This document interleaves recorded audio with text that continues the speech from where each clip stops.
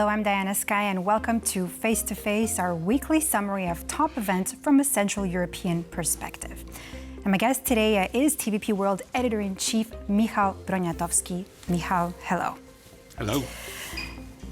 Michał, now it's been quite a busy week in the White House, in the United States. There is definitely a lot going on there, including the first important date. Today, August 8th, is when President Donald Trump gave Russia a deadline for a ceasefire in Ukraine, otherwise sanctions. Now, despite this pressure point, he's, of course, exploring to speak with both Putin and Zelenskyy. Once again, he's giving mixed messages. His envoy, Steve Witkoff, was in Russia, and what came out of that is a little bit still vague. What is your take on this? I mean, is Trump signaling in a way that, forward diplomacy isn't going to derail its pressure campaign on Russia? What's going to happen this time around? Nobody knows with Mr. Trump, but the high hopes are that he will finally be successful with Mr. Putin, but I'm having my doubts.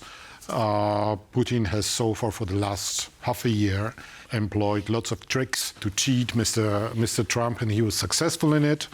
And I don't think we'll see any change this time. The main problem is that Russia wants conditions before, not even before peace, but even before a truce, some sort of ceasefire. And these conditions are completely unacceptable to Ukraine because, they want to keep the occupied territories. They want to stop forever Ukrainian succession to... So how then does Trump think that he's going to be able to succeed I don't know. Trump if Ukraine doesn't have a seat at the table?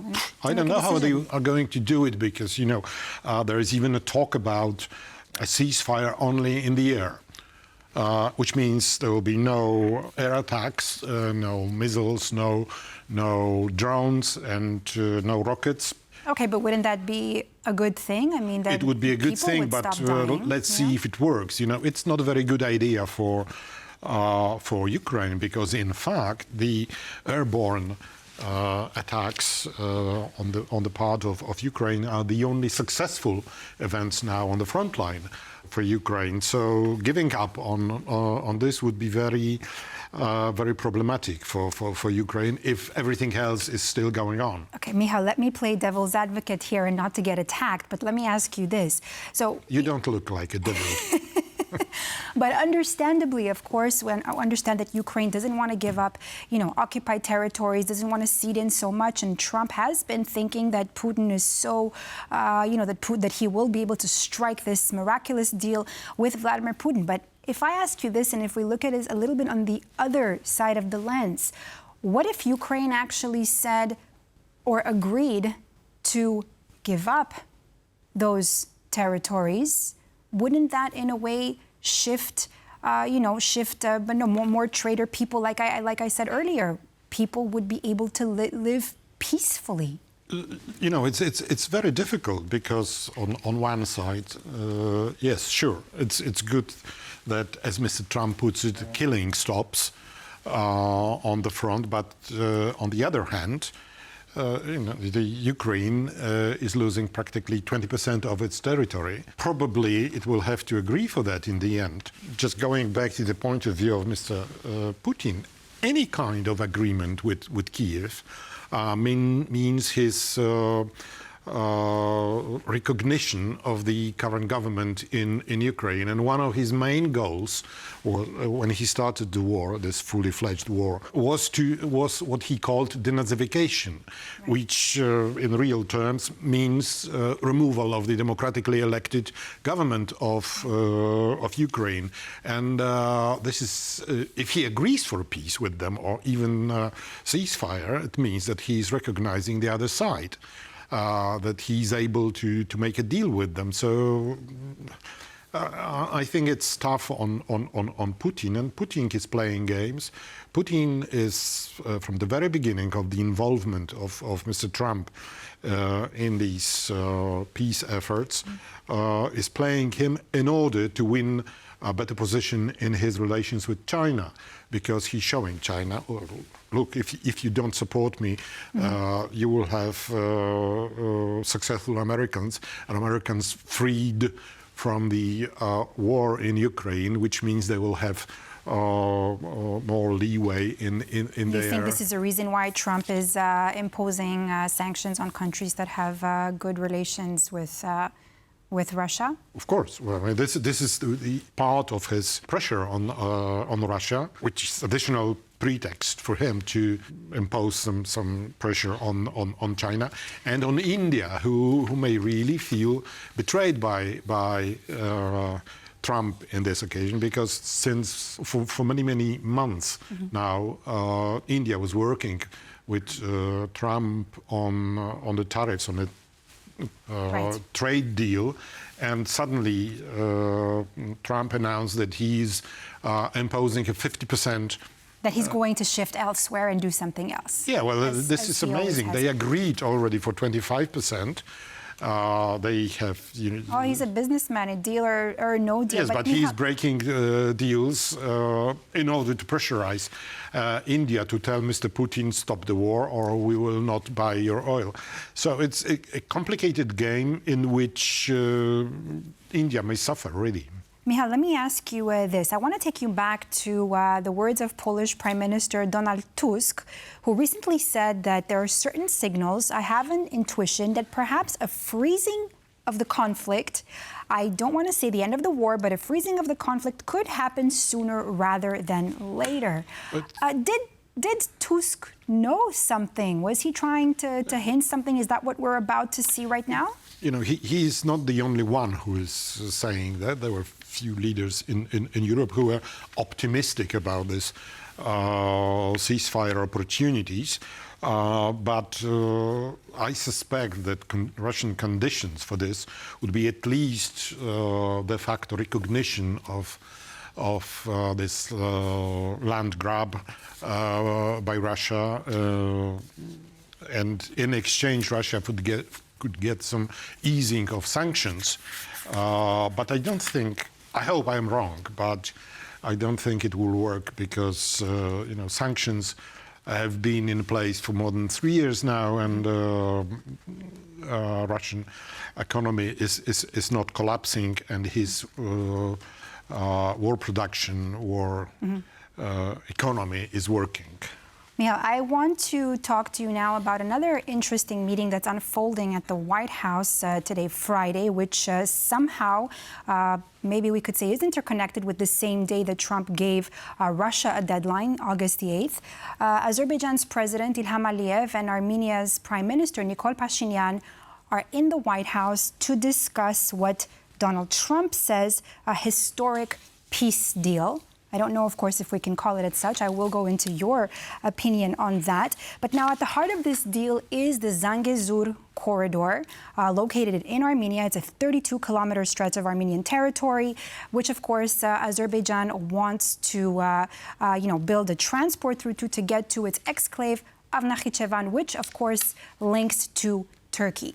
Now, the news coming out today is that Trump supposedly rebranded this the Trump route for international peace and prosperity, and Armenia has agreed to grant the United States exclusive rights there to develop it for 99 years. Michał, is this really a peace deal, or, can we call it as such, or is this another, real estate transaction? It is a real estate transaction, and I am afraid they pressurized heavily Armenia over that. And, this is... Armenians cannot call it peace, because this is... losing their sovereignty? No. First, let's go back a year to... or now is it 2023. Yeah, so it's 2 years now since Armenia lost its exclave on the territory of Azerbaijan, its exclave Nagorno-Karabakh, and things like that happen, but not always. It is connected with forcible removal of 120,000 native ethnic Armenians being moved away. Their, monuments of their history are being destroyed. Geographical names are changed from Armenian into Azeri. And so, by the way, the world did not say a word, almost. Well, they were unhappy and concerned, but the world did nothing on this removal of the whole nation. Displacement of the whole nation. The 9-month blockade on the yes, I'm comparing it to the situation now in Gaza, which is moving the whole world. In which the world reacts to it. Yes, but nobody was really concerned about the fate of Armenians at that time. And now, 2 years later, we come to the situation in which all that is sealed in stone, and Armenians are also forced to agree for a road corridor between Azerbaijan and this enclave of Nakhichevan. But apparently Americans found a solution, as you say, real estate solution in which it's leased, so to say, to the United States for 99 years, during which they will operate the railroad, and try to develop the adjacent territories of Armenia. Yeah, but isn't what Trump doing right now actually legitimizing precedent military aggression, leading to diplomatic gain essentially for Azerbaijan? It is. But, this tough fact of life, we may complain, we may remind people about what brought to this situation, what was the main reason why it all happened. But 2 years later, it's too late to make good to these people who were displaced and many of them killed. It's horrible to say tough luck, but it's fact of life. Also, reportedly, in this deal, Armenia and Azerbaijan are to leave the OSCE Minsk group. What concrete mechanisms do you think will remain to guarantee that this peace deal doesn't collapse like it has in almost 4 decades before that? Well, the only guarantor of this deal is the United States. We have this, as you say, Trump route for international peace and prosperity trip. He also called the summit the same name today, reportedly.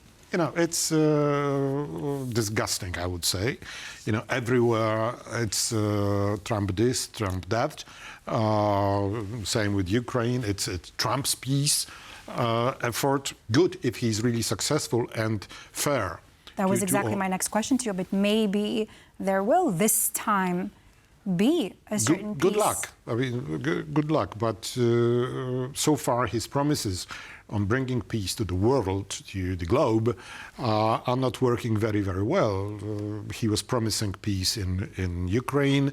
He was, on day one of his presidency, he was promising peace in Gaza. And look what we have. Well, if he was born in the Soviet Union, maybe he would think differently.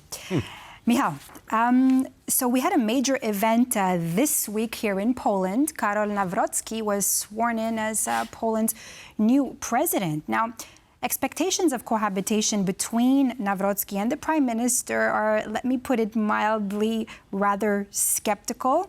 Now, I want to just for a moment bring your attention to this photo that you see there that captures Donald Tusk's glare at Karol Nawrocki. Do you think that looking at this, would you say that the prospects are, going to flourish? There's going to be successful cooperation? Pictures are worth 1,000 words. So we may stop commenting at this moment and then just trying to remember this picture. But of course, it's much more complicated. Poland, which had a very, very sour relationship between two centers of power, executive power in Poland, between the government and the president, who doesn't have too much powers, but at least he is able to block some laws passed by parliament, which he doesn't like.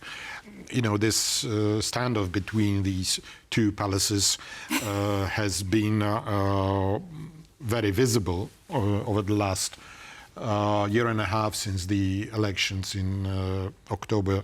So what can we expect, though, from Poland's well, we can expect years? worsening. I'm afraid worsening of the relationship between the two centers of power, because this new president is further to the right than the previous president, and he has his own ideas about international policies. He already says that Poland is a member of the European Union, but Poland is not the European Union.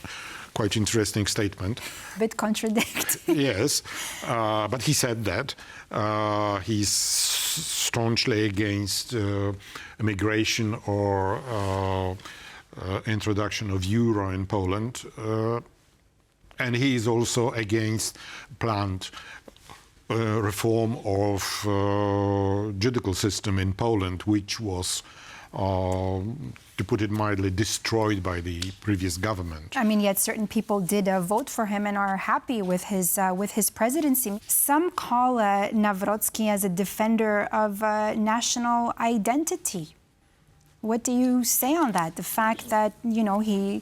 Why do we need to defend Polish identity? Poland's identity exists. We have a constitution. We are a member. Doesn't he say he also wants to change the constitution?